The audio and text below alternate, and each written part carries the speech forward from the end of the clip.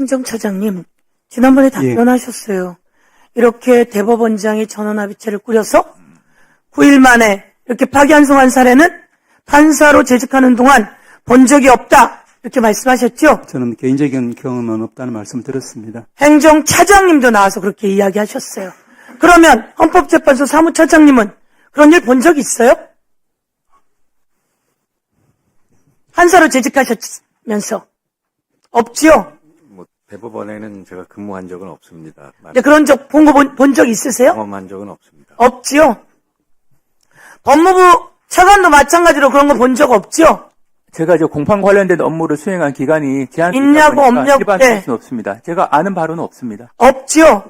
국민 여러분, 대법원장이 나서서 전원합의체를 꾸려서 9일 만에 파기환송시키는 사례를 세 분의 기관장들께서 본 적이 없다고 하시지 않습니까? 있은 적이 없습니다. 그러면 국민이 다 의심하지 않습니까? 그러니 법원은 그런 의심받거나 의혹받을 일을 하지 않으셔야 됩니다. 어떤 법원인데요? 어떤 대법원인데요? 우리는 무슨 일이 있어도 대법원에서 판단 내리면 그거 따라왔습니다. 제가 이야기하지만 우리는 법의 지배를 받는다고 하지만 법관의 지배를 받는 게 아닙니다. 한 번 더 말씀드리고, 화성연쇄살인사건에 그 3심에서 유죄를 받았던 그분, 태완이법 제가 만들어서 화성연쇄살인사건에 진짜 법인 잡고 난 다음에 그분 재심 받아서 무죄 됐잖아요. 그래도 3심이 잘한 건 아니에요. 그때 대법원까지 갔을 때. 마찬가지로 약천오거리 살인사건도 엉뚱한 15살짜리를 범인으로 몰았어요. 대법원에서 그렇게 몰았어요. 그것도 제가 만든 태완이법으로 그 진짜 살인범이 잡혔어요. 그렇죠? 그런데 우리는 그동안 대법원장을 믿고 괜찮은 사람이라고 생각해 오고 그렇게 따라왔어요. 그런데 이번 대법원장은 그게 아니에요. 이 대법원장이 잘못한 건 뭔지 아십니까? 대법원 전체를 흔들어 놓은 겁니다. 사법부의 신뢰 전체를 흔들어 놓은 겁니다. 제가 제보 받은 거고요. 제가 지난번에 제보 받았어요. 조희대가 윤석열을 만나서 이재명 건이 올라오면 내가 대법원에서 바로 정리해버리겠다라고 했다고. 그래서 조희대 대법원장 답변하라고 했는데 답변이 없어요. 오늘 영상 한번 다시 보실게요. 윤석열 탄핵 이후 정상명, 한덕수, 김충식, 조희대가 4인이 회동했답니다. 이것도 의혹이지만 들어보세요. 제가 말했던 내용과 똑같은 내용이 들려요. 자, 들어보세요. 그러니까 나도 그 이야기 들은 게 있는데 4월 4일 날 윤석열 탄핵 선고 끝나고 4월 7일인가 4월 10일인가 15일인가 그 발음이 정확하지 않았어요. 그때 지금 조희대 대법원장하고 자우장 위원장하고 그 다음에 김충식이하고 한덕수하고 목적 4명이 정식으로 따르지. 그 자리에서 조희대가 그런 말을 했다는 거야. 이재명 사건 대법원에 의혹이한 대법원에서 처리해서 알아서 처리한다. 그런 얘기 했다면서요. 그리고 그때 그 4명 상에 해당하는 거야. 다음 정경은 내 압제를 할 수 있는 사람을 못다. 이렇게. 저는 이 내용은 나중에 들었어요.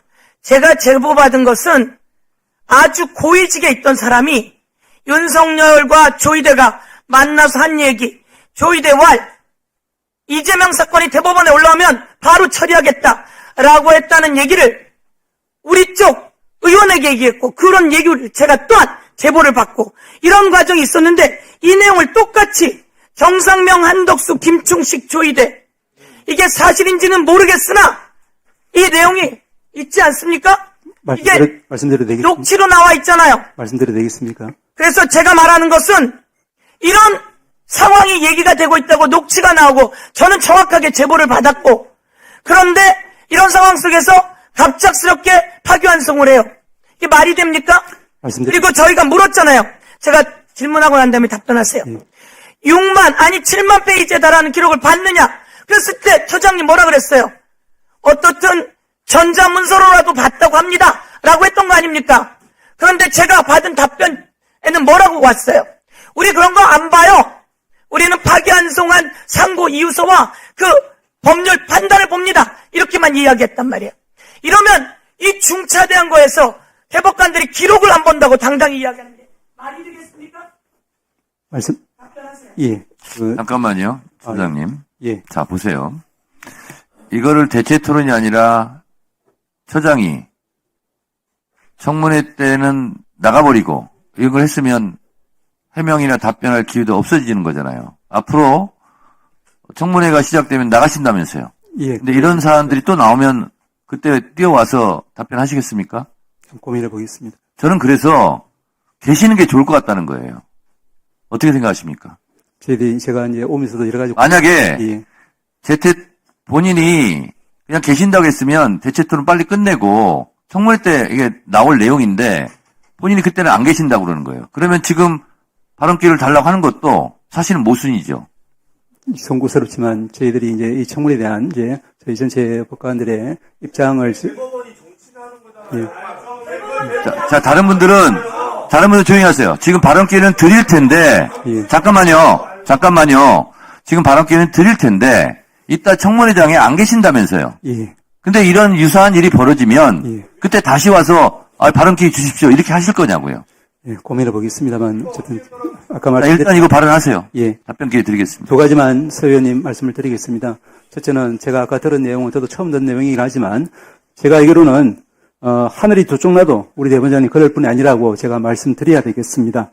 두 번째는 그리고 이제 아까 9일이라고 이야기하셨지만 제가 지난번에도 말씀드린 바와 같이 3월 27일 날 상고 기록이 접수되고 나서부터 치면 한 달이 넘습니다. 그래서 이제 제가 이제 뭐 재판에 관여할 수 없기 때문에 저는 내용은 전혀 모릅니다만은 제 경험으로는 이제 이런 중요한 국민적인 관심사가 있는 이런 사안에서는 이제 대법관들이 자기의 명운을 걸고 기록을 열심히 보기 마련입니다. 저는 그 부분에 대해서는 뭐 구체적으로 모르기 때문에 뭐 더 이상 구체적으로 말씀은 드릴 수 없겠지만 그런 부분은 위원님들께서 우리 구조에 대해서 조금 믿음을 주셔도 되지 않을까 하는 생각입니다.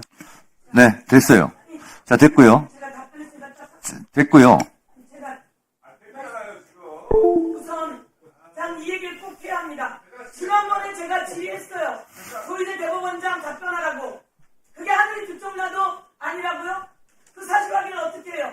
내가 정확하게 제보를 받았어요. 그리고 이건 그 다음에 또 나온 녹취예요. 그런데 어떻게 하늘이 두 쪽 나도라고 답변을 하죠? 자, 여기 나와서 답변이 사실이 아니면 그대로 묻는 겁니까? 자, 운영 규칙도 저는 그래서 동등하게 적용을 제가 하겠습니다. 나와야 된다. 그 대법원장은 이런 의혹을 주는데 전 이거 충분히 의심할 만한 내용이라고 봅니다. 자, 됐고요.